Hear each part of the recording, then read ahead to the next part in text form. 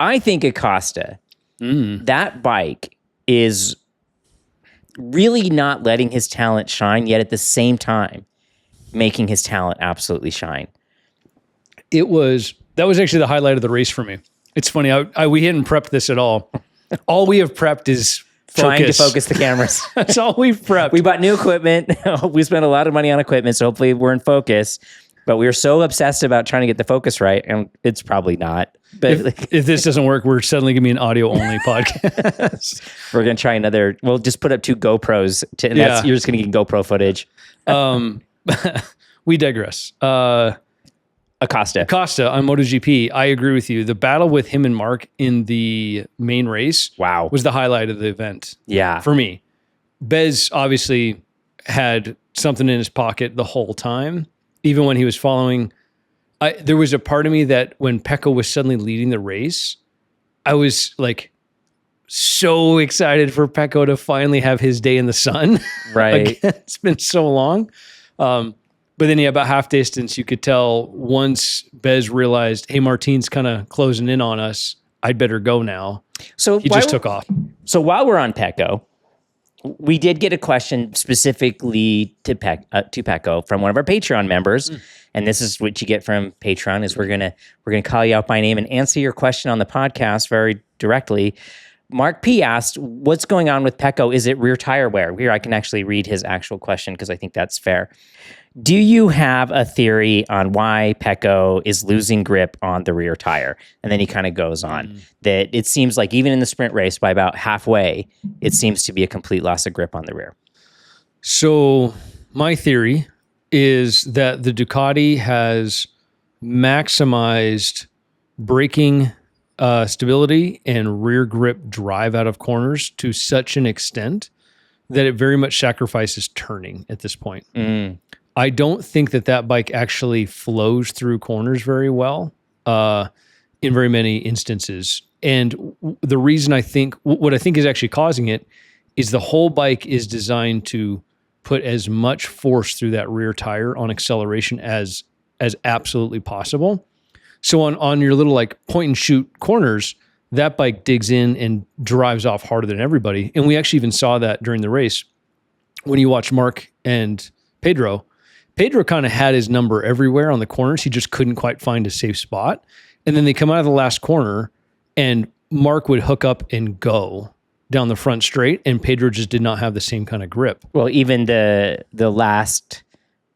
battle for third with Pecco, he was able to get Iagora on the drive out of the corner and get third by a whisker. Yeah, and I think that hyper effort to get more grip or more load into the rear tire to drive and hook up means that the bike, in order to turn it through a corner, you basically have to spin the rear through the corner. And I think it's wearing out the rear tire on like really flowy circuits like Mugello, for example. I think they're having to turn with the rear tire so much to spin it to get it to turn that they're just wearing out the rear tire faster than the Aprilia, which seems to be a much more balanced, nimble bike. So why does Pecco seem to be more vulnerable to this than, like Gigi doesn't seem to be having this problem. Marquez, we haven't seen a whole lot of him this year. He doesn't seem to have that problem. I think all of the Ducati riders have this issue because it's a little bit the nature of the bike. I think Pecco's style, he emphasizes brake like mad, accelerate like mad more than anybody else. Oh, you think that's Pecco's style? I think that's his style more so because you've seen interviews where he's talked about he likes to set the bike up so when he brakes on entry, he's on the stops. Yeah, he likes to have the completely through the travel on the fork. And I think he's being on Ducati for so long, he's like changed his style to match really, really well. And so he is this he's the most point and shoot guy out there at this point, which works at some places. And I think right now it looks like the Ducati has gotten worse over the years, but I don't think it has. I think it's as good or better than it's ever been, but the Aprilia has found something really special and it's a better bike right now. It's a more balanced bike. Yeah, it's crazy to me. And this was part of my joy of this race. I really like Bez. Bez is my guy this year. I'm going to be open. Like he's the guy I'm most openly rooting for. But to see the performance of Aprilia, this itty bitty, teeny tiny, microscopic little company in Nuwali, just outside of Venice, like taking on giants. I mean, Ducati is Audi and Volkswagen Group, which is gargantuan. Honda is gargantuan, right? Yeah. And here's this little teeny company that has come up with something that, is obviously special. Did you see the little graphic that they had on their seat wings for this round? The little lion on the wings? No. Oh no, the scared guy. The Scream guy. Yeah, the artwork. Van Gogh's Starry Night. The Scream. Yeah. They put that on there just to mock Ducati. Oh really? Oh yeah. Because the it's a little tongue in cheek, but do you remember last year Ducati went to Dorna and said, "Hey, we think these seat wings are dangerous. You should outlaw them." And Dorna said, "No, we investigated it. We're not outlawing them." I love that. So my thought, and right or wrong, we'll never know what their actual thought was. I didn't think that they were trying to get them banned because they didn't want somebody else to have them. I think they wanted Dorna to say in writing, "Yes, these are totally illegal or totally legal," so then Ducati could come up with something absurd that nobody else had thought of. But it looks like they were actually genuinely trying to get them banned, probably because those little wings don't have as much positive effect on their bike as they seem to have on the Aprilia. Oh, really? That would be my guess. Yeah, okay. So they put that little Scream logo on there just to be like, "Oh, are you scared of our little wings? Oh, is this too much for you, Ducati?" Kind of a little tongue-in-cheek joke with the Italians. I thought that was pretty good. But the other really cool thing I thought that Aprilia did, and I don't know if I watch there's as many free practices as I can squeeze in, that Aprilia had the meeting with all of their riders, and they had footage of them all kind of walking in and all walking out, and they walked in a little nervous, and they all kind of came out hugging, that they had both teams, Trackhouse and the factory team, and the message being you're allowed to fight, but be respectful. Yeah. And I thought, I think the atmosphere in Aprilia right now, they must have some really good leadership across the board to create this really positive environment that even when things go wrong, there's forgiveness. There was an interview, I think, with Davide Tardozzi. Is that right? Tardozzi, yeah. Yeah. And where he's like, yeah, he shouldn't have, but we want him to be passionate. The fact that he was that upset means he cares that much and he's trying that hard. And yeah, I wish he would have shown more respect. He apologized, but it's kind of what we want. Yeah. I think you're actually referring to Davide Brivio. Oh, I'm thinking of Brivio. Trackhouse team. Yeah. But yeah, you're 100% right. He's sort of notoriously good-natured and builds a good space for people. You hear the other journalists and riders talk that the Aprilia team feels like a satellite team. It's very family-ish. Everyone's very close and very, together, which is not the case, I think, in factory Honda. Well, no, I would imagine that Gigi is like a dictator. Yeah. That it's a dictatorship. He's this is how it is, and everybody runs scared around him. Yep. It seems like it's ruthlessly productive. Yeah. Right? Yeah. It is. There's no softness to it. It doesn't seem like from the outside. It does seem like in the factory Ducati that on our good days, we love you.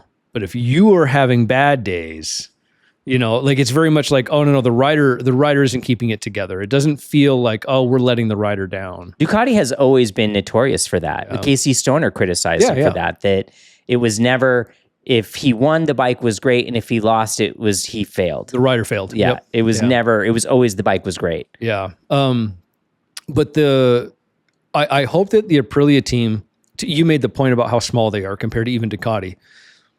I hope that they brought the riders together and it was sort of a bit of a hoorah moment of guys, it's us against the world here. Yeah. It's just the four of you. Yeah. We're literally taking on giants right now. The looks on everyone's faces when they walked out, everyone seemed to looked relieved. They looked happy. They looked calm, big smiles, and then looking at Iagora's performance, right? Oh, man, I love that guy. What a shame that he's going to leave Aprilia. Yeah. Even Martin, is Pecco, again, all this could change because there's so much up in the air, right? But will Pecco, is he going to come to the Ducati or the Aprilia? And as we were just talking, and Pecco's a point and shoot rider, and now we're on a motorcycle that's kind of more balanced. I mean, it's going to be a different motorcycle. They're all going to be on different motorcycles, but right. expect the DNA of the bike to remain similar. Yeah. Right? They're not going to reinvent the entire chassis, I don't think. I wouldn't think. My guess is he'll get to Aprilia and he'll be happy with a bike that turns so well. Because when you watch that bike on track, it looks like a dream. Yeah. Compared to every other bike on track. It looks so easy and fun and effortless. Martin's the only one that gets it to kind of shake and squirm, right? And I think that's him. I think he is like, he's a bare knuckle kind of like, you know, he's here for the fight kind of guy. And then you watch Ayagur on there and it looks like running classical water. music. Yeah. It's really elegant. Yeah. And Ayagur, I'm so impressed with him. I've been impressed with him since he showed up at MotoGP that he was like right there ready to go. The part that I think is really impressive about Aprilia right now is it seems to be by far the best handling bike. It seems to brake incredibly well. The pass that Bez put on Pecco on the brakes, I thought there was no prayer that he was going to make the apex into turn one on that pass. Didn't even matter. Didn't even seem to be. He hugged the apex and off he went. Did they get a top speed record this week too? And then Martin set the absolute fastest MotoGP top speed ever. It was 368 point something kilometers. I looked it up. It's right dead on at 229 miles an hour. 230 miles an hour. That's like insane. And then Bez got a lap record, which will probably stand for many, many, many years. Yeah, considering the 850s, right? You'd think so. Yeah. So I think the fact that they have a bike that has clearly the most effective aerodynamic system on any of the bikes, has the highest top speed, which you'd think having the most downforce would mean you'd have low top speed. Apparently it doesn't affect them. It's the best handling. It's the best braking. Like, it's the best bike without question right now on the grid. Yeah, it's a really balanced package. And I think, I was thinking about this too, the attitude that they have in their pit. And I was trying to think, MotoGP used to be, the teammates didn't always get along. The riders didn't used to always get along. And it seems like the entire atmosphere across MotoGP from the riders has become a little bit more gentlemanly. And I was thinking about this because Ayagur, we were talking, you know, at the last race that was just horrible, that he went and hung out outside the garage to apologize to Acosta. To Pedro, yep. Right? And they're like, no, not right now. And apparently he waited for 2 or 3 hours. He hung outside the garage and waited for 2 or 3 hours to apologize, right? Which is this real gentlemanly move. And it got me like, when did this change? And do you know when I think it changed? Do you know when I think the whole thing changed? Is when our guy Jack and Pecco were teammates.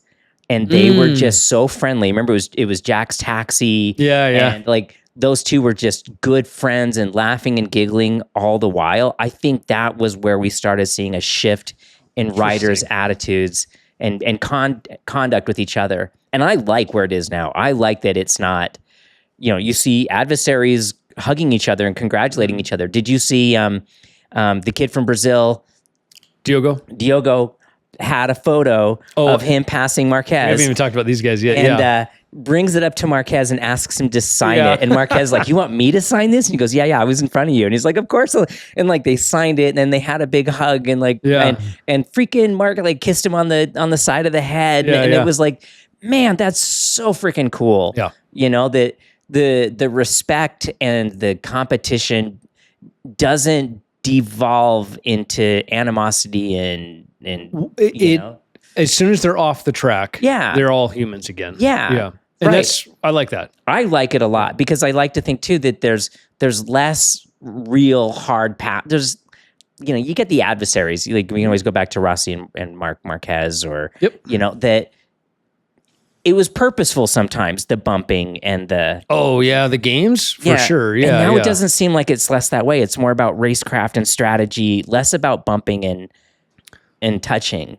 We're saying that right now. So let's go back to where we started when we totally derailed ourselves, which was Pedro and Marc, right? They had this back and forth, and you couldn't help but think about how much more important... This wasn't just a battle for fourth place. Right. It was, hey, we're about to be teammates next year. And it's a little like, step aside, old man. You know, and it's like, hey, not quite yet, kid, you know, and this sort of back and forth between the two of them. Marc rode his heart out doing whatever he could to scrap and fight and stay in front of Pedro everywhere he could. Yeah. Mark being as cunning and smart as he is, he knew where he had an advantage. He knew where he absolutely couldn't. So where he had no advantage, he just used track position as his advantage. And he would take away the inside and he'd slow down the apex and get a better drive out because he knew the guy can't go around the outside. You could just see his, as physically hard as this round was, I think, for Mark coming back from the injury and still the shoulder recovering, getting stronger.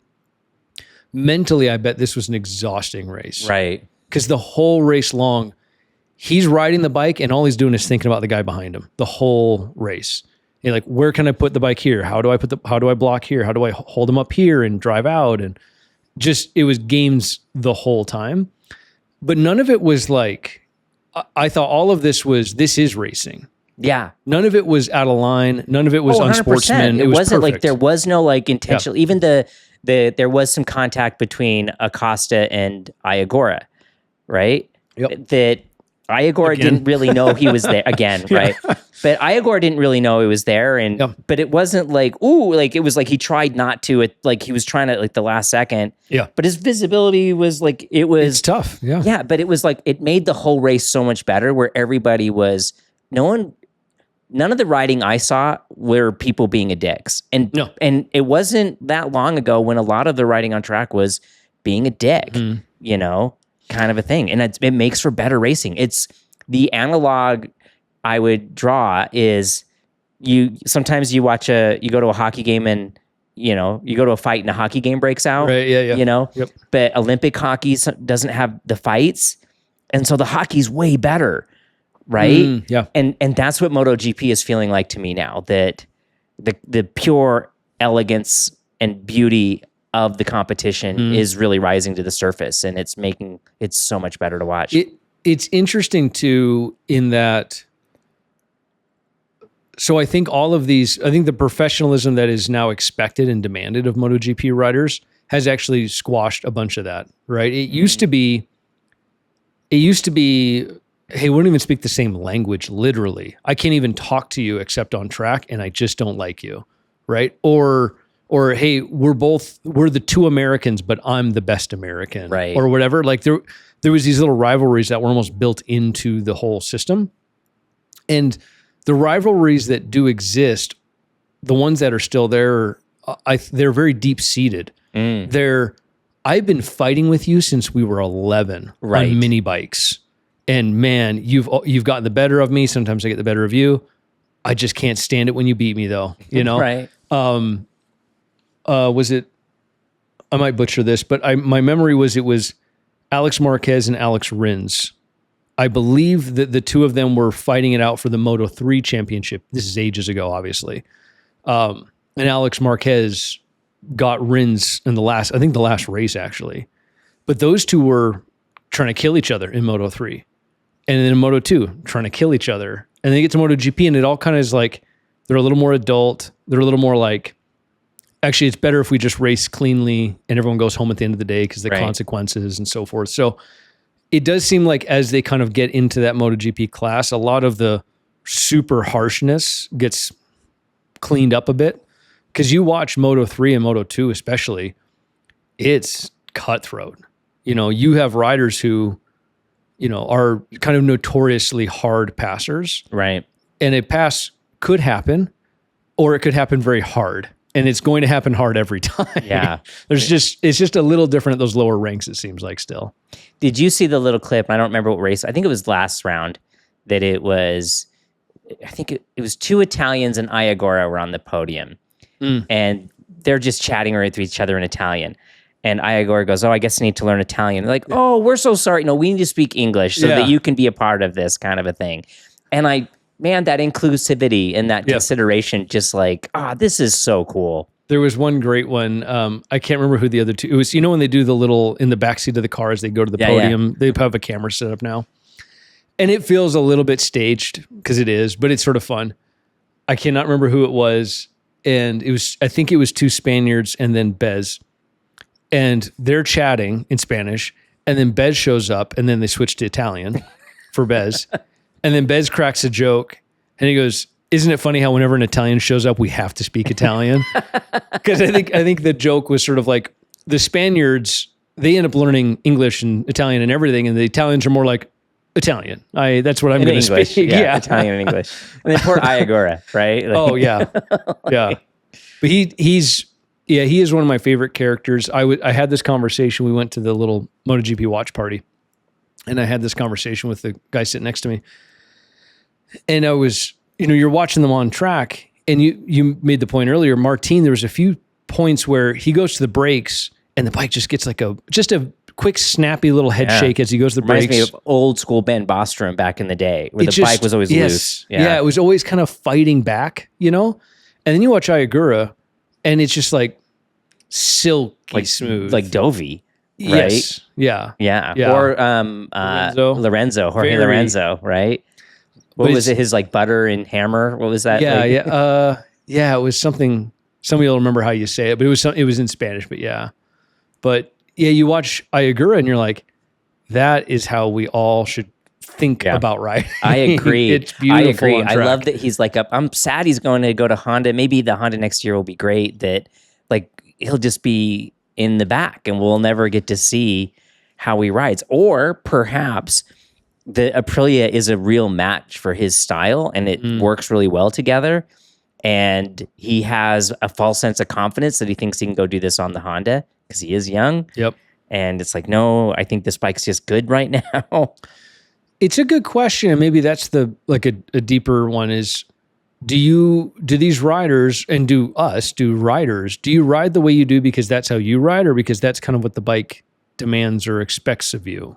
I think you have to get to a certain skill set before you can start understanding what the bike wants. Right. And you're there. I feel like I'm there. Like some of the bikes that I get to ride, you're like, ooh, don't do that. It doesn't like that. Back. You got to do it this way. Mm-hmm. And to be adaptable and adjustable like that. When you're newer, I don't think you can even key in on those things. We talk to riders all the time. They're like, please help me understand tire feel. Yeah. And you're like, well, it's, we make the joke, I can't give that to you. That's like trying to give you a sense of humor. It's right. It's something that has to be developed and I don't have one to give you anyway. Yeah, that's right. But it's, and so like to understand, this bike doesn't, I think when we had Mitch Boehm on the podcast and he was talking about that only one Buell, you couldn't trail brake on it, right? That as soon as you tried to trail brake on it, the thing would stand up really bad and it would be awful. It takes a good rider or an experienced rider to identify that, Tell me about, because you went from the 848 to the RSV4. Mm-hmm. And you spent a lot of time on the 848 and you've been on the RSV4 for several years now too. You're talking two Italian bikes. What would you say is like the character swap that you experienced going from that one to the RSV4? This is a really great question. It's going to come across a little harsh, but I feel like the 848, the 1098, 1198, all of those, they were all the exact same chassis, the whole thing. They all had front end problems. I feel like having spent so much time on those bikes that the design of the Ducati prioritized the aesthetic. And I feel like compromises were made to meet that. Mm-hmm. And that's why you had these weird handling issues. The fork offset was completely wrong. The trail was completely wrong. The linkage on the rear was completely wrong. And once you fix that, it was okay. It was good. It wasn't great, but it was good. Yep. Once you fixed it, you could make mid-corner corrections, but switching to the Aprilia, which I don't especially think that our Aprilias are all that pretty. I think they're just kind of round. But the front end feel out of the box is so incredibly good that as soon as you like trail brake into a corner or you have to make like a mid corner correction for whatever reason, and the front of the bike is so good, you suddenly don't give two rips what it looks like because you're like, this is such like the chassis is so good. It's communicative without being overwhelming with how much information it's giving you, right? What's your thoughts on that? Well, so on the Ducati too, this was the generation when it was the very much an L twin, meaning the lower cylinder faced basically straight forward, right? I think it was horizontal. So that requirement that Ducati created for themselves, that L shape to the they engine weren't willing layout, to rock it back or anything. that created a requirement for this fairly long chassis, right? Yeah. Your steering stem to your swing arm pivot, let's call it, that length was actually pretty long on those bikes. And as we're learning more about swing arm pivots, I think it put the swing arm in the wrong angle. So I took that bike to a geometry specialist, Lenny. Can't think of his last name right now, but I know there's people out there. Lenny Albin. Yep. And he's who helped correct the geometry on that bike. And he's like, yeah, the swing arm angle, the swing arm pivot is completely wrong on this bike. Yeah. And perhaps that's because of where the sprocket was, because of where the engine they wanted to put. Yeah, they painted themselves into a corner. Yeah, I've always wondered that with some of these. It's like a sacred cow. Yeah. Right? It's no. We do trellis frames. We do L twins. We do underseat exhaust. Yeah, there's always like these characteristics that we must have on the bike. Everything else be damned. Like we must do these things. And I wonder how many times that has sort of, to your point, aesthetically or heritage-wise, it was a selling point to the bike, but in reality, it probably made a slightly worse riding experience. So this brings up, like, I had a conversation with a dear friend, and it was about the Norton. And we're not going to like go too deep on the Norton, but I was asking him, I'm not very traditionally minded. I appreciate it. I like it when it serves a purpose, but once tradition no longer serves a purpose, I don't know why we hang on to these things. And he was talking about the Norton, and he said, it really surprises me that they didn't bring over not a single element of the old school Nortons to the new Nortons. And he was questioning, like, was that a missed opportunity, right? It doesn't necessarily have to look like an old school 850 Commando, but you could have done something that tied the brand together, right? So that's one side of it. But on the other side of that, when does that connection to the brand hurt the development of the motorcycle? That's a really good point. Let's come back to that one because I think that's a really interesting topic. I'm still curious about this characteristic of the bike piece. Oh, but going back to the Aprilia and the Ducati. Yeah. So my background. So we're talking track riding, of course, at this point, because it's hard to really understand the limits of a bike on a public road. Yeah, that I feel like the things that you notice on street riding on a bike, some of these are more nuanced, like the riding and the behavior of the bike is a little more nuanced on the track, whereas on the street, every bike should be able to do 35 miles an hour through a corner. Yeah. They all should be able to do freeway speeds quite well, right. Yeah. And so then you start noticing, well, I don't like the button layout on the switch gear. I don't like the way the headlight works. Yeah, I don't like glare. I get glare on the gauge. The seat sucks, like things like that. The foot pegs are too far forward. Yeah. But on the track, I think you do get into more of the dynamics of the vehicle itself. So my background, I went through basically every Japanese bike there was. I've ridden and raced almost all of them at this point. Yeah, you've had Yamaha, Honda, Kawasaki, Suzuki's, the Moriwaki. Yeah, I've had in thousands and 600s. I've had a pretty big range. Yeah, like I would say so. Let's see how the lineage went here. I think the closest thing I had to the RSV4, really funny enough, the closest thing to the RSV4 that I had before was probably the R6. Yeah, in terms of like behavior and how it felt. Good front end feel. The R6 had a pretty good front end. The Honda CBR had a better front end than the R6. Oh. But outside of that like braking stability on the CBR, the R6 was better everywhere else.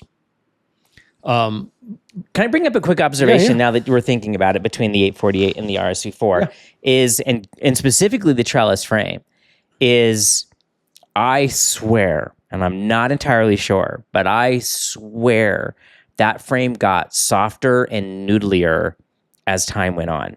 Yeah. That the braking stability on that bike degraded. I mean, I put 15,000 track only miles on that bike, right? If anybody questions the reliability of Ducati, no, not many bikes survive 15,000 miles bouncing off the rev limiter. Yeah. But the frame, like, I feel like it degraded. It's just chromoly, mild steel mostly. So when I hopped on the Aprilia, you're like, oh, this frame is nice. Like it holds its shape under hard braking. So let's come back to the material part, because I think that's actually fascinating, and there's more to this. But my experience when I went from some of these different 600s, so now on the track, typically the 600 versus 1,000, the whole thing is just easier and more effortless because you have so much less work. There's less weight, but frankly, the weight is only part of it. It's the spinning forces, I think, and the power. There's just less of it. Everything's just a little more manageable. But the R6 felt like you could brake hard in a straight line, turn in with a lot of load on the front end. That's what I remember about that bike. And you is wouldn't how get much you could load it. The bucking and the twisting. Right. Whereas I raced a ZX6R, a Kawasaki, after the R6, and it felt like I could never brake and tip into a corner the way I wanted on that. It was something about either the frame was a little more flexy or a little more noodly, but you go to the brakes and you tip in, and sometimes it would perfectly glide through the corner exactly how you wanted. And other times you get in, if you were just a tiny bit offline or a tiny bit too much pressure, too little pressure, you would just get this kind of like bucking, wobbling, unstable, instability basically as you went into the corner. And it would always hold you back that little bit because you just knew that there was a risk. You tip in and it just wasn't going to do what you wanted. Like a little lack of trust, right? Yep. Whereas and a the little R6, lack of trust can really hamper your performance. Yeah. And whereas the R6 felt way more consistent, but just as sharp, if not sharper, as terms of handling. And then I go to the Aprilia, and to exactly to what you said. I don't know how or what's unique or different about that frame exactly, because it's not just perfectly rigid. There is some flex happening for sure, but you go to the brakes hard and you tip in hard, and it's dead consistent. It does exactly what it's going to do every single lap. There's something about the way that whole front end works. It's just rock solid, but not in like a harsh way. Right.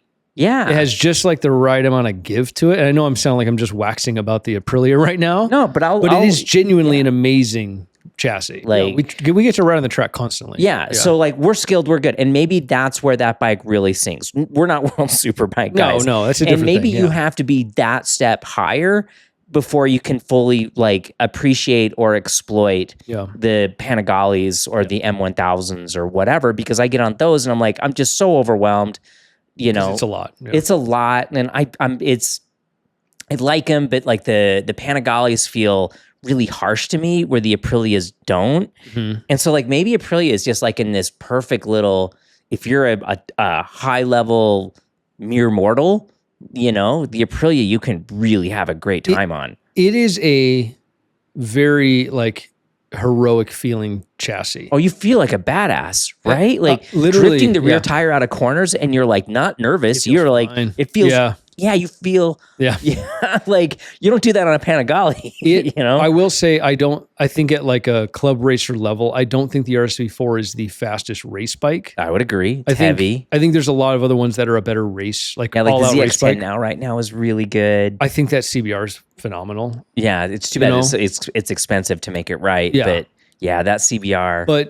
But if you are a track day guy, and I've talked to plenty of guys who have an Aprilia for a track day, and they're like, oh, I love this thing, and they're very much interesting. They've got very much like this sort of cult following. The little chat groups and all these things that I'm like Facebook groups or whatever on these Aprilias. The other thing that's fun about them is that things been around since 08 or 07. No, like the bike really hasn't changed. Chassis is the same. Yeah, they changed the swing arm, and the swing arm they made it cheaper, stiffer, lighter, a little lighter and a little longer. Yeah. They got all these perfect things. It's cheaper to make. It's a little stiffer. It's a little lighter. Yep. And it's cheaper to make. Yeah. And they're like, and then apparently, because we have connections to Aprilia, they were looking at everything. Can we do that with everything? And they're like, wow, we just got lucky with that swing arm. That it worked out. That it worked out that well. When everybody was on an SV650, and everyone was like, oh, you got to run the ZX6 shock, and you got to run the Hayabusa cam, or there was all these. I was there for that. I was running an SV650, like the Hayabusa pistons. Or pistons, that's what it was. Yeah, not cam. You took like the the intake cams from the Gen 2 and you put them on the Yeah. like all this crazy stuff, you know? That's kind of how the Aprilia forums feel to me. Is all the guys are like, oh, well, I run the negative 2.5 swing arm pivot because then this happens and this happens, and I run this shock linkage and da. And it's a fun little group because they're so hyper into it, but they've had time to get, like, because you can go, a regular guy can go buy a 10-year-old Aprilia and still have something that's an absolute, and you're kind of right there with everybody else. Yeah. It's like, I know a lot of people that prefer the generation right before ours simply because they like the gauge with the analog tack. And it's I like my gauge. Yeah. Yeah, I like my TFT, but it's not like compared to the modern TFTs. Oh, it's pretty old. Kind of awful. It's really like I have a piece of tape over it to try to keep it in dark mode all the time. And so like if the sun hits it just right, it goes to light mode randomly. But I think the joy of that bike is that chassis, which, so back to your material. Yeah, mild steel, chromoly, whatever, versus aluminum. That chassis is interesting. It is, and a lot of them are this way. It's sort of a concoction of cast pieces with extrusions in between. So like the beam on the side, those are extrusions. I have a chassis up in the attic right now with a hole in it, and you can see where the sand casting is blended with and how thin. The extrusion's paper thin. How crazy thin it is. Yeah. But it's meant to give it a little bit more flex, a little more easy flex in a certain way. Yeah, programmed flex. It flexes one way, but not the other way. Yeah. So the interesting thing you mentioned about the frame, bicycle guys talk about this all the time, right? Steel is real. Steel frames, aluminum frames, carbon frames. Yeah. Typically the problem that people complain about with aluminum frames, so aluminum frames don't have somebody in the engineering group's going to butcher me on this one. Every material you have a strain cycle plot. It's called an SN curve. Right. Okay. Mm-hmm. And so steel, there's a certain threshold where so long as you stay below this threshold, you can flex that thing forever effectively, and it will never actually start to fatigue. Right. If you stay below the fatigue limit. Okay. Aluminum has no fatigue limit, meaning every bit of flex that happens to it throughout its lifetime is cumulative. It all adds up. Yeah. But what's interesting is your brain thinks, oh, well, what's actually happening is this piece of aluminum over time is just going to get softer and softer. It's actually kind of the opposite. Really? What happens is the little grain structures, and if you look at these things under fine microscopes, all the little grains within the aluminum, every time it's getting flexed and bending back, the little grains kind of lock in together harder and harder. So all the little stiffer or more resonant? So all of the little grain structures within it kind of lock in tighter and tighter, and then you start forming these fault line areas. Oh, so it gets brittle. Yeah, so it's actually like stiffer and harder. Not harder is not the right word, but it gets stiffer because where the grains are locked together really well, but then you get a really well-formed fault line. And that's where you start to see a crack happening. We see cracks in aluminum all the time. That's literally what's forming. What you're actually seeing is there's a bunch of like locked together grains over here and a bunch locked together over here. And then in between, that's where they start basically tearing back apart. And over time, the aluminum is always going to do that. So these guys that have these, I always laugh, they wheel out these, at this point, they're like 40-year-old two-strokes, right? These TZ250s and stuff from the 90s and 80s. Yeah. And they're like, oh, this thing's the best handling thing ever. And I'm like, that aluminum is so done. It is so done with you and everything you want. Right. Those frames basically they are not acting at all how they were in the 80s when they were new, right? They may still handle good, but it's probably less to do with the frames. Probably has more to do with the geometry, less to do with and the fact that it's 160 pounds, right? Yeah. But the material has changed significantly over time, right? Now, with steel, in theory, if you stay below that threshold, that thing should basically be as new forever in perpetuity, right? But the reality is you have a bunch of tubes that are welded together. So you have different thicknesses, you have different behaviors in the metal. Right. Was the filler material actually the exact same material as the tube? Probably not quite. Right. There's all these factors that mean that thing is not actually just one chunk of steel. And over time, I do think that the steel does get a little bit more noodly feeling over time. Yeah. So this, I've wondered this for years because you and I both ride bicycles, and I was reluctant to go to carbon. I think you went to a carbon fiber bike, I think a year or two before I did. Could have been, yeah. And I remember you talking to me about it, and then when I finally made the switch, I was like, holy cow, this is better. Yeah. It's better on every level. Yeah. I remember thinking that, I was always an aluminum frame guy, right? Columbus aluminum frames and I would going from aluminum to carbon fiber, like aluminum just does whatever you send it to, right? It's just resonant, it's reactive, right? And when I went to my first carbon fiber frame, I was like, holy cow, I feel like the bike's working with me. Like it flexes here for compliance, but then it's like springy here to help me pedal more efficiently.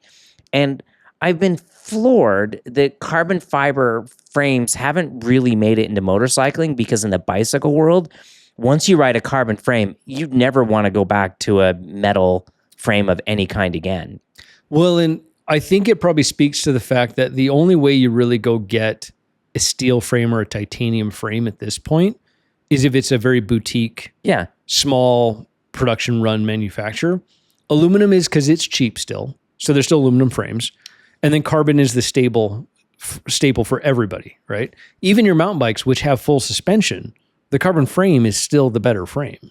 Yeah. Right? Yeah. By a lot. Yeah. And we were all worried about like how delicate is carbon fiber, and somebody bootlegged a video from Santa Cruz of them taking the Bronson or the whatever, and just swinging it like a baseball bat into a concrete jersey barrier and didn't do any damage to it. Then they went and grabbed an aluminum one and did the same thing, and it just folded in half and collapsed. Yeah. One hit. And the carbon one, they were just beating it against the jersey barrier. And you're like, yeah, I should worry less about carbon fiber. I think my thought with this frame material thing, like the bicycles is a good example, but the motorcycles for the same fact. I think some people are like, oh, well, I want the one that's going to last forever. And it's like, do you? Right. Are you really going to not ever sell that bike? That's the last one you buy. Are you sure? Every bike I buy, I think that's what's going to happen. But usually within 5-7 years I don't know, the last Multistrada I kept for a long, long time. But then I was like, I really just want something different. But something new eventually comes out and you're like, oh, that's better. I want the new thing. Yeah. Or the technology just evolves. Or like, especially with motorcycles, like as we learn more about geometry and physics and how they actually change direction, how they turn, and suspension technology gets better, they get so much better. Yeah. And you want the new technology. Yeah. When I first started riding, trail numbers were teeny tiny, but rake was big. Yep. And now it's like, well, rake is down and trail numbers are getting kind of big, and they handle really nice, compared to the old ones that tank slappers were common back in the day. Yeah. And now like kind of a weird deal. Something's wrong if that's something's happened. wrong, like a bearing is bad, like a wheel bearing or something. Yeah, or something's bad. something wrong's happened. Yeah, but you make a good point about the carbon chassis. I don't really know why we haven't seen more carbon. Now, there's a handful, right? There's a special limited edition Panigale or a special BMW, or I think Aprilia even has one now too with their last X model. Right. You can get a carbon chassis, but they're on this unobtainium scale, right? Right. They're not meant for things that you're actually going to go ride. But I have no idea why that is, other than they're expensive. Right? It isn't as easy to just go mass produce a bunch of carbon frames the way it is in aluminum or whatever. But that said, I would argue that Specialized or Trek or Giant or these bicycle companies that crank out thousands of carbon frames, those frames are easily as complicated as a motorcycle frame. Oh, for sure. Easily. Especially when you're dealing with full suspension mountain bikes, right? Yeah. And if you are the person that's like, I want a thing to last forever, like I went deep dive into this when I was contemplating getting a carbon fiber bicycle. So sorry, we're talking about bicycles, but I think it relates that, aluminum has a life cycle. I've noodled out bicycle frames that you're like, oh, this is unrideable now. They just get so steel. I never really fell in love with steel frames, but a carbon fiber frame will last you literally forever. Yep. Like you're not going to wear it out. They don't degrade. UV gets them, but that's why they paint them. And the resins are getting so good now. Well, and under normal conditions, yeah, you're right. Unless you do something extreme to the thing, but at that point, all bets are off anyway. Right. Yeah. Right. And yeah, you can scratch them and damage them, but like how many motorcycles have been totaled because there's a stupid little scratch in the swing arm? Yeah. You know what I mean? Yeah. I mean, remember Ducati was playing with it and then Rossi came out and he's like, no, we're going to go back to aluminum like everybody else. They did that. It feels like they all go back and forth. Wasn't KTM also playing with the carbon fiber frame? They still run one as far as I know. Okay, yeah, that's what I thought. And I think a lot of the teams do now. Oh, interesting. Yamaha does not. Ducati does not. I think Honda's is aluminum too. Maybe it is just actually Aprilia and KTM that are running. Because Aprilia, or not Aprilia, but KTM was running a trellis frame for a long time. Well, what was so funny was I bet this is 22 or 23 now. KTM went from steel tubes to just carbon. Yeah. They're like, well, why would we learn aluminum? Let's just do carbon. Well, if that's where we're going. And if you want to think tolerances, right? We were talking like the last podcast about how like a lot of the race teams would pull in, they would buy 10 CBR 600s and pick the two with the closest geometry. Yeah. Right? Because there's always variances. With carbon, you don't get those variances because you don't have like how you weld it isn't going to like twist a little different. Now the headstock angle is like a degree off or whatever. Carbon fiber is going to be carbon fiber. I'm sure there's still some variance in the manufacturing process, but I would imagine, to your point, you're going off of these molds and the molds probably wear out over time. Yeah, but in theory, for your 20 MotoGP chassis you're going to make for this generation. Well, even if we're talking like street bikes, you're going to make 6,000 CBR 600s with the carbon frame or whatever. They'll be closer together. Do you think we will see we will see a production carbon fiber chassis on a bike before we see a 3D printed chassis on a bike? Ooh, that's a great question because you deal with some of that metal 3D printing. And that's phenomenal. Super cool stuff. That is a neat technology. Yeah. I don't know, because carbon fiber environmentally is a catastrophe. It is not good. Yeah. Right? Yeah. So the reason why I bring this up is you talk about kind of the repeatability of manufacturing. 3D printing. Yeah. I mean, when you watch these metal 3D printing, you'll see little videos and snippets. The precision of these lasers, they'll use special cameras that zoom in on the powder. So the powder of the metal powder, it feels soft if you touch it. The fibers, they're so small, they'll fit easily within the grooves of your fingerprint. That's Incredible. How fine they are. They're really, really fine. Your company has access to a handful of these. Yeah. Yeah, we use and resell these. We sell these things all the time to customers. And they're used in aerospace, typically in motorsport now more and more, but aerospace especially. But the powder's so fine, but you'll see video clips that show these hyper zoomed in cameras showing how they level each layer of powder. And you will see the like little granules of the powder metal, and they'll look enormous, but that stuff is dust. It would fit in the grooves of your fingerprint. And then lasers create each layer as they stack these things. The final product, when they're done, they're works of art. They're spectacular. Yeah, you've showed me some of them. They're gorgeous. Yeah. You know, it makes me think environmentally it's cleaner, right? Because there's less waste. There's almost none actually. Yeah, the powder that you don't use, you just put it back in and keep using it, right? Yeah. And aluminum can get melted down and start over with. Carbon fiber is kind of problematic once it's right. Yeah, not only just the manufacturing, the sanding, like you got to use a lot of water. Those carbon fibers get into the water. How do you get them out? It's just kind of a nightmare. Yeah. But aluminum, if you're 3D printing aluminum with like incredible, and you're telling me, like we're talking about the extruded beams down the side of a typical super bike, right? That you could put like a lattice in there to really, like something you could never forge or cast. Yeah. Or even mill to really control flexibility, strength, whatever. You could engineer in whatever behavior you're looking for. It's wild to think about, literally like kind of all bets are off a little bit. Now there's a different set of manufacturing rules in 3D printing than there is in subtractive manufacturing or typical manufacturing systems. You still have some rules, but they're almost none of the same rules, right? Like what is possible geometry wise, where on a mill or anything advanced, you'd be like, oh, well, I can't even think about building that there's thing. no way to get up in I can't and do around. That. Yeah. I But can't with do these- like triangles on the inside. Yeah, with you know? the printing, you have a totally different set of rules that you have to adhere to, but it opens up so many doors. Like a chassis may look kind of, I guess my point is, reimagine a motorcycle, right? Put your two wheels where they are, put your engine roughly where it needs to be, and then nothing else has to be where it is. Like that's kind of what some of these things can do, because you don't have to follow. Like part of the reason why you see these big beam extrusions is because that's pretty buildable. It's you very know? buildable. We Yeah. have two beams. We got two extruded beams, and then we welded them to the sand cast pieces Yeah. on the front and the back. You But know? if you had an idea where you're like, hey, actually, there's sort of this torsion beam down the center line of this thing, and then outside it has these other triangulated parts or whatever, it's all pretty doable with the 3D printing. And my understanding too, a lot of chassis design in the modern era comes from Honda in the 80s thinking, wait a minute, the two most important parts on a motorcycle are the headstock and the swing arm pivot. Let's just connect them in as the Straight most line. direct Yep. way we possibly can. Yep. And that's where your twin spar frames came from. Yeah. That it was like, we'll just make it a straight line. Whereas, we're going back to Norton, I did all that research on the featherbed frame. Go pull up a photo of a featherbed frame. They are crazy.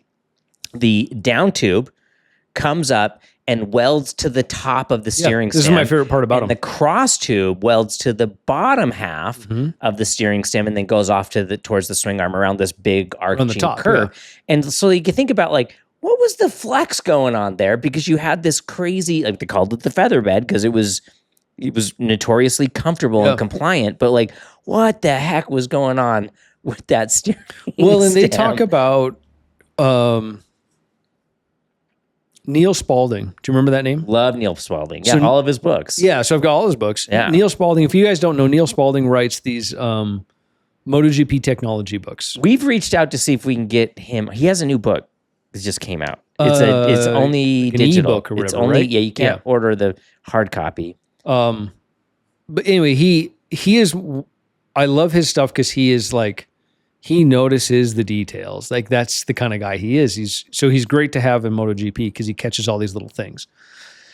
Anyway, I don't know if he did an interview or if he just had some quotes from them, but he talked with like the Honda and the Yamaha engineers, and they talked a lot about you want the frame to, yes, you want it to flex, but you want it to bend like a tree, right? I don't want the frame to bend right here in like a hinge. I want the whole chassis to bow and come back Wow. softly because it's a much more controlled, predictable behavior for the bike. And then you wouldn't be focusing where if we're talking about fatigue cycles on the Yeah. material.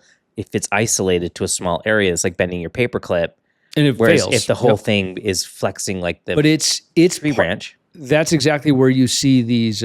If you go look at most modern sport bikes, if you take the bodywork off, where the front engine hanger is, you'd think, oh, well, right off the spar, you just put a little lug and bolt it to the head of the engine. Job done. Sure. But instead, they use these really long, drooping down hangers, and they mount way low on the case of the engine. It's to give that engine a long tree trunk, basically, that can have more bowing and flexing more safely. Right? That's the whole idea with these shapes that they do with these engines, or the frames rather. The complexity Yeah. of a simple motorcycle is so utterly fascinating to me. Not only just the geometry and the shapes and like geometry. If you think geometry is just basically the relationship of the wheels to to the engine, right? Like that's really all it is, and the headstock is the most important part.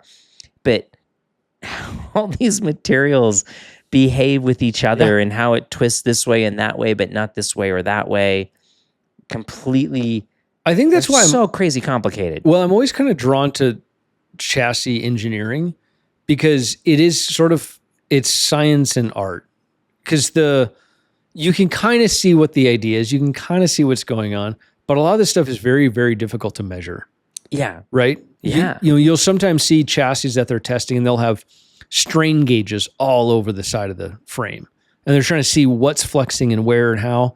The problem is, even with strain gauges, which are really, basically a strain gauge is just measuring deformation. That's all it's doing. Even with how precise those can be, there's so much vibration, there's so many other inputs that it's really hard to tell how much the chassis is flexing. It's very tricky.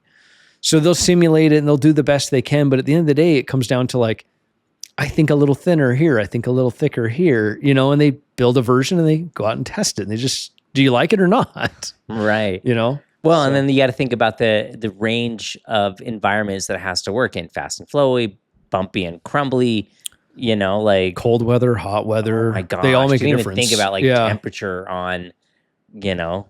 One of my favorite stories. So we ride here in Utah. This is high desert. We're a mile up and it's desert, almost a mile up.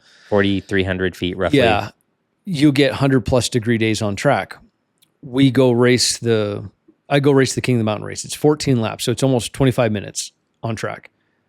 I remember racing a Suzuki 1000 and in that race, and it was in July. It was one of our hottest races I can remember. And you know, the VIN decals, they're stickers, but they're really burly, thick stickers. Right. Sometimes they're pop riveted on. Yeah. Yeah. We were racing and it got so hot that my feet were cooking from the foot pegs because the heat was transferring through the aluminum Doesn't that foot happen peg. like one of the MotoGP races? They get burns on their feet from the foot pegs? I had burns on my knees from the frame through my leathers. Wow. And when I came off track, I'm dying from heat when I come off track. And I'm looking at my knee and I'm like, what the heck is all over my knee? And I start like flaking it off my knee, and it's bits of the VIN decal sticker that got so hot it came off the frame and like broke apart on my knee on the leather. Unbelievable. From the heat. Well, but the point of that story is there's no way that frame was behaving the same as it did when you did your first round when it was 50 degrees and cold and you're trying to keep heat to the tires. Yeah, no way that was now the same it's 100 frame. degrees. I'm trying to think what the math is on you're probably talking like from 15 degrees Celsius to 50 degrees Celsius. Well, and that frame's way hotter. I think about like the heat coming off the engine and everything about that thing was overheating. So anyway, to your point, there's a lot of factors that all these things behave there's nothing static about it. Well, and that brings us right back to like kind of like being the adaptable, adjustable rider that can, you know, like the character of the motorcycle. How does the motorcycle need to be ridden? And how does the motorcycle need to be ridden in these conditions? Mm-hmm. You know, we're not even touching on like brake fluid and tires and engine oil. Like I've ridden bikes so they get so hot that the thing stops shifting well because the engine oil is just fragged. Yeah. You know, like it's so hot. The oil's so thin. You know, you're running the thing right at like the top of the temperature range. The fan's burning. Yeah. You know, like on super hot days at our track, I have a big giant fan, huge fan. And I wrote on it, this is the joke of the day, our biggest fan. It's huge. And I bring it out there and like when we roll in, I stick it on our radiator so it's still pushing air across it through the radiators out when the bike's sitting in our shaded garage. Yeah. Because it's so freaking hot. Yeah, we sound like we're whining right now. We were pretty spoiled still. We have garages to go into. We have garages to go to. We're not under an awning. But it does get pretty outrageously hot out there sometimes. Yeah, with the wind and like how you have to operate. And, you know, you go back and look at our MotoGP superheroes and getting burns through their boots from their foot pegs. Yeah, because they talk about Sepang, Malaysia. Yeah, I think that's the one. Yeah, right. And some of these other tracks, which are, the temperatures are just inhumane. It's just outrageous.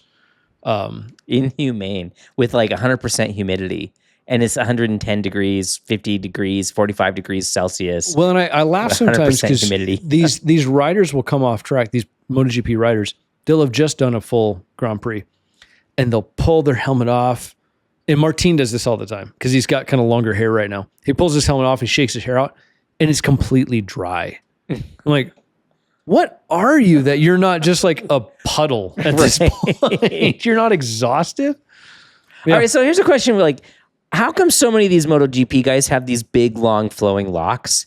Like, I don't know. Like, just shave that shit off, man. Like, how do you tolerate that? Like, they're doing their little like rubber headbands and stuff like that, and you're like, oh my gosh, like, Why? Clearly, you are an old man, and you are not a 20-something going to the clubs looking trying for to get the girls. They're a MotoGP guy. He's going to get the girl. Like, it's probably a good point. have you seen any MotoGP guy not marry like a 10 out of 10 bombshell? Yeah. They've usually got something pretty on their arms. So They definitely do. So like nobody cares what their hair looks like. You know, I like it that Brad Binder's losing his hair and he's just like, whatever. And just like, Jack shaves his. Jack shaves his head. I think his is getting a bit thin on top too. But Rins has like these, there was a clip of him walking and his hair's long and it's like bouncing as he walks. And you're like, oh man, come on. Like, you just don't know style, Dave. Simoncelli, he always had the long hair. Bez shaved his. Bez had the long hair, and he gave up. Is his short now? Totally? Oh, yeah. It's been short for like a year. I feel like he's always in a hat. Maybe I don't notice as much. Pecco's keeps getting shorter. As much as I'm sure they want to hear us talk about hairstyles of GP riders. When it's hot, though, like, I don't understand. Like, just when it's hot, don't you want to, like, just clip that off? Like, oh, my gosh. I would think so. I definitely wouldn't want as much as they've got. But with MotoGP, I do want to, there's one more thing we didn't talk about yet. So Toprak. Love this guy. He's a very lovable guy. Oh my gosh, I like this guy. He is in, was it free practice or one of the sessions prior to the race? He wasn't in a race. And he had done a practice start and then went through, so in the practice start, they drop the bike the rear down, but they also do the front fork lock, right? To get the bike as low as they can.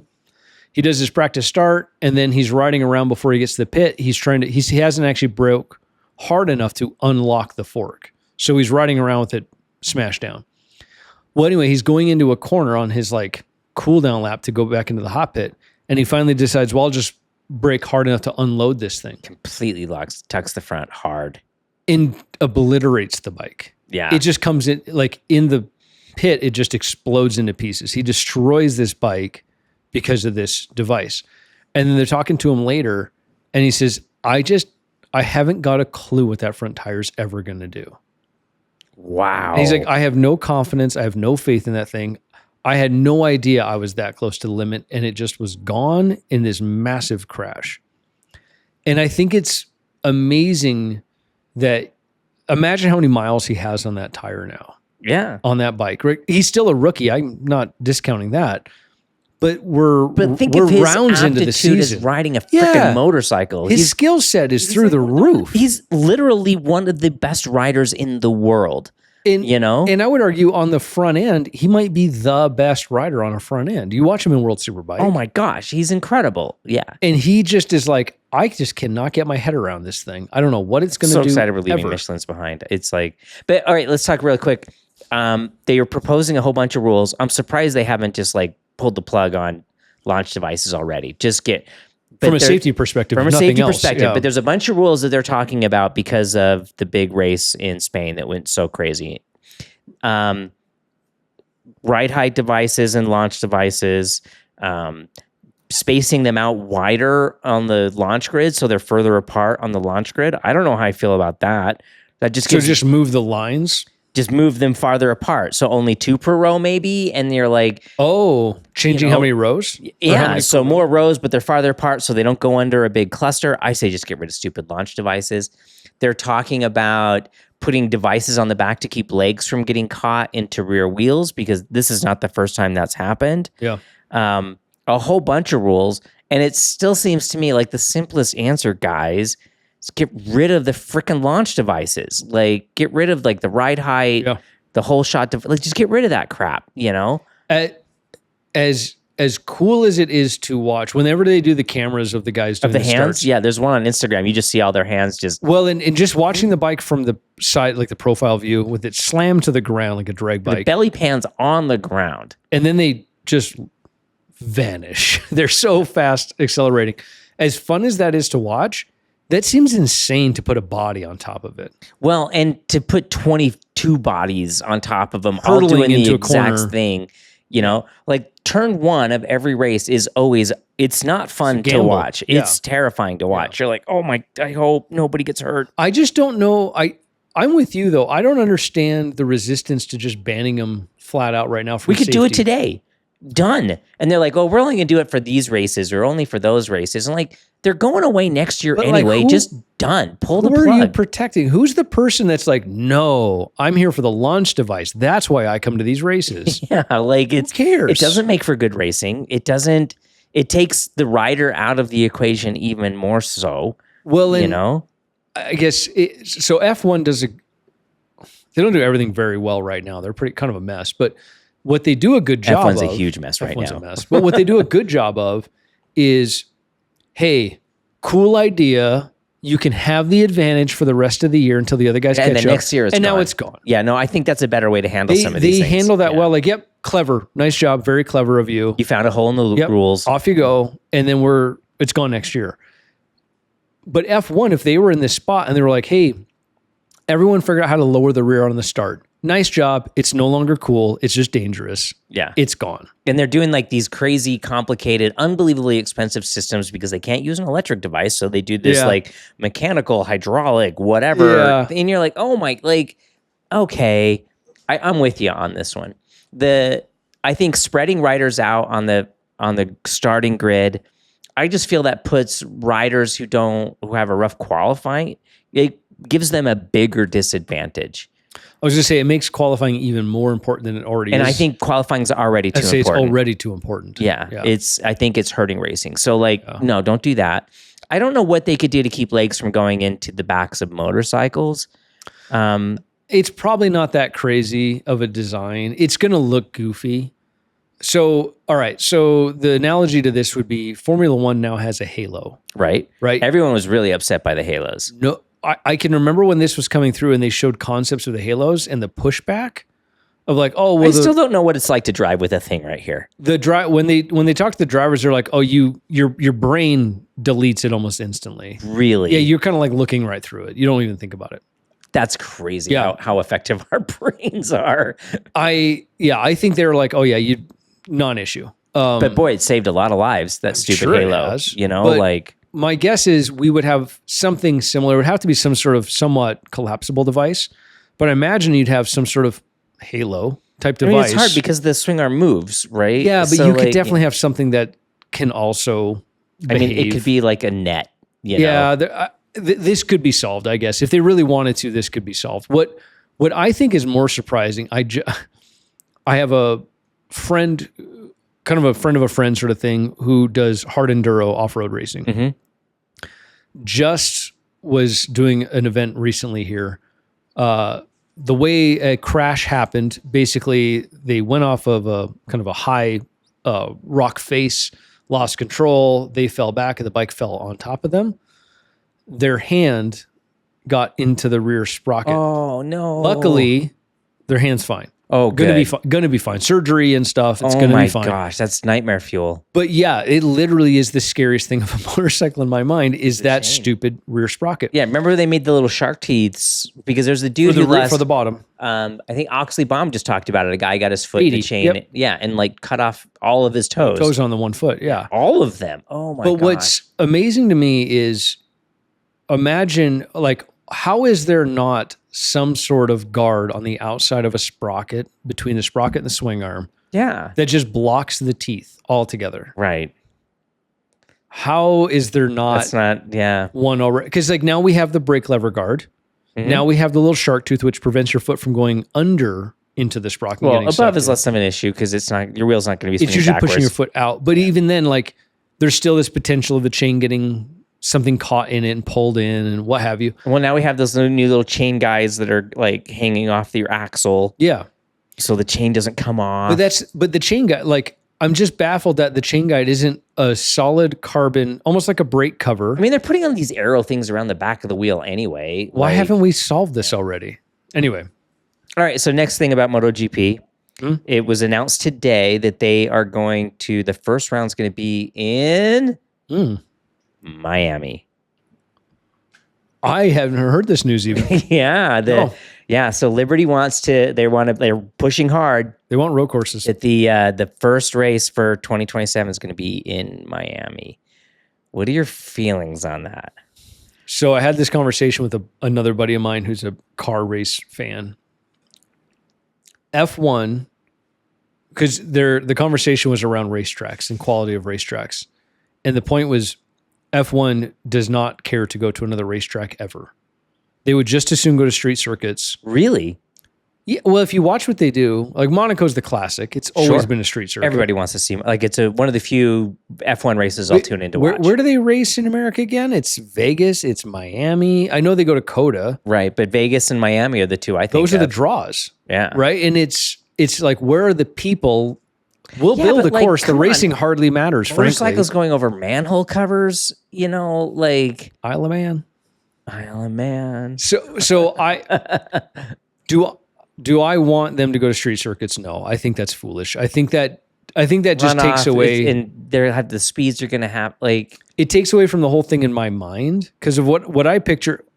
Imagine watching Mugello this weekend, and then the next weekend is a street circuit where it kind of is next weekend. Balaton is Park. Balaton That's a Park. good point. So it's kind of like maybe that kills my whole point here, but I guess you watch them go through someplace as stunning and beautiful and just picturesque as Mugello. And then you go, oh yeah, now we're going to go to Miami. Right. I don't want to go to Miami anyway. I know. I don't want to. I don't even like going to Miami in the middle of the winter. Yeah. Sorry for anybody who lives in Miami, but we're mountain kids. The Miami folks aren't watching this. There's no corners in Miami. They don't. Right. Yeah. I was making jokes. They're gonna look at these MotoGP bikes and be like, how come the swing arms are so short? Yeah. Where's the 300 section rear tire? Yeah. Right. We are just being mean, but we're teasing Miami. No, you ride for your environment, right? Yeah. Like it's not being mean, but like MotoGP, there's so many cooler places that you could do a street course. San Francisco. Even then, I don't like the idea of them doing a street course. I don't like street course. I don't like that idea at all. I just think the risk is too high. And the part that I love about watching MotoGP is Mugello. It's stringing together a series of corners. It's lining up a pass into a racetrack chicane with so much history behind it. And to think like, oh, we could go to Assen or we could go to Vegas. I was just thinking of Assen, right? Or Phillip Island or Miami. Yeah, I don't know. Why are we not going to Phillip Island in the spring? Like the first round should be Phillip Island. That's a no-brainer to me. Yeah, I'm with you. Like, come on, Miami. But that said, Liberty is not MotoGP fans. Liberty is money fans. Yep. I think we're gonna see more things like this that are gonna make no sense. They basically ended up with they ended up with MotoGP kind of by accident. Is really how they didn't even really know they were getting it, and so. Well, I think they bought MotoGP on purpose. I think they got World Superbike by accident in the purchase. Oh, I thought it was the other, and whatever. Yeah, because they paid a grip of cash for MotoGP. They paid, I think it was basically 50% of what they paid for F1. Oh my gosh. And I would say MotoGP, to even say that MotoGP in terms of like value of a product is a 10th of F1 would be, I feel like, a stretch. Yeah. In terms of popularity. But we're broken because we think MotoGP is infinitely more interesting to watch than F1. Yeah. To me, it's 100 times more valuable. Well, even like some new people that I've introduced to it are like, you can see the rider, you can see what they're doing, you can see how hard they're working. They get so engaged so fast. Yeah. I always think back to freaking Michael Jordan, the basketball guy. Yeah. Right? He goes to one motorcycle race, goes and buys an AMA team. Yeah. He's like, this is the coolest thing I have ever seen. Yeah. And of course we're preaching to the choir here. Like, how amazing MotoGP is. I don't know. We'll see. I want to say I'm reserving judgment, but clearly I'm not. I've already judged. Yeah, I was sad to see So yeah, I'm not psyched on it, but I'll watch. The like purist in me wants it to stay exactly how it is because I love what it is already. Yeah, I think this year right now it's been one of my favorite years of MotoGP thus far because like we're at the end of an era, and even like we started this season off, and I was like, let's just skip to next year, and yet I am enjoying this year it's been a good year. Much. Yeah. Like I think like the drama with Marc Marquez, Bez, the underdog company, the underdog rider. Yeah. I mean, there's so many good stories this year. If you this is better than any drama you're going to watch on Netflix. But it goes back to that. I think I made the point at the last. I can't remember if it was last podcast, but this was years ago now, but I had a buddy of mine who got me into endurance racing, car racing. And I actually got totally plugged in and I didn't watch the whole thing through and through, but I paid attention to the entire 24 hours of Le Mans. And I will tell you this, it is probably the most engrossed I've ever been in a motorsport. You get so sucked. The closer you watch, the more sucked in you get to the whole thing. Because now you're watching all these teams and you're watching the strategy. These guys had a mechanical and how quick can they get it fixed? And you get so sucked in the closer you get to it. And I think motorsports in general, but MotoGP, exactly the same way. The closer you get and the more you watch the teams and get to know the riders and the technology and what's going on, the more you're like, I can't get enough of this. Right. Like when I talk to somebody, they're like, oh, I don't like watching MotoGP. It's boring. It's so predictable. And I'm like, there's so many nothing layers. predictable about this. And I couldn't agree more. It's the stories. That's half of the draw. These characters that you fall in love with, we all have a preferred brand, like the motorcycle that's in your garage. Don't you want to see it win? Don't you want to, you're kind of vested. Like, we're looking at Aprilia. We both own Aprilias. Yeah. But I also own a Ducati, right? So then, kind of looking at the Ducatis, I love that I root for everybody. You don't do that with, the Bears and the Knicks. No, I don't know. You root for your team. I'm from Detroit, so I like the Lions. Right. But we have to hate every team from New York for whatever reason. So my whole family's from New York. Yeah. So I don't like the tribalism on the sport level. It's so much cooler to be like, I want Brad Binder to do well. Yeah. I want Bastianini to do well. I want Maverick to do well, even though he's made some pretty big mistakes, but I still want him to do well. Yeah. I'm rooting for Go everybody. watch MotoGP. I think that's what we're getting at here. All right, one last thing. The Trident right behind you, the giveaway. I talked to our friends at Fan of Them today. Only 50 entries thus far. Oh, really? So think about what your odds are 1 in 50, on winning the Trident. 1 in 50. Well, but I looked at their site, and I think some of the things that you purchase are more than one entry. Yeah, so you can do a single entry for 50, but I think you get a whole bunch of entries for $99. Yeah. Right? Or something like that, yeah. Yeah, so, and then if you're a member of Patreon, you get bonus entries. There's a coupon code listed on our Patreon page that if you are a member of Patreon, you get bonus entries. I mean, but your odds are so good to win this. This bike is so cool. It's so cool. Give us 60 seconds on the Gigi. The Gigi?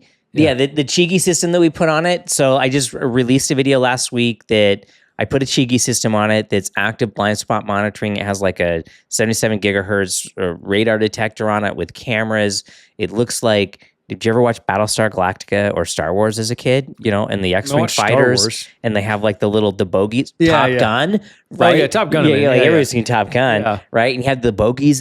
So a little screen pops up and it gives you boom, boom, boom, and it shows you where they all are. And if one's coming up fast, it turns red, and then the lights on the mirrors turn yellow. He's coming up on this side. It's a really cool little system, and it integrates into the bike really nicely. So it's a really super high. That's coming with the bike. It's just on there. Yeah, I put it on the bike. It's going with the bike. Whoever wins the bike gets the Gigi system. The whole system, the AIO6 with the radar, SR1 radar system. Yeah, it's really cool. We got one comment I'll just turn my head. And I was like, I said the same thing. My Multistrada has the blind spot monitoring. And it's just a little layer to help catch you when you have a lapse or when you're, you're a little distracted and you see blink, blink, blink. Oh, I won't change.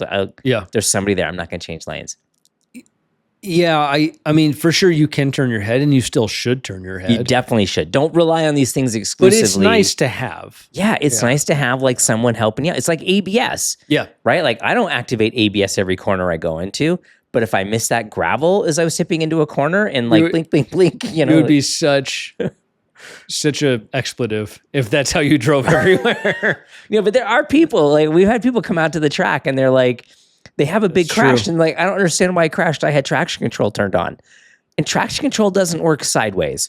It will save a little of you. Yeah, it will save all of you. Yeah. No, these things are like little guardian angels to help you out if you miss something. Yeah.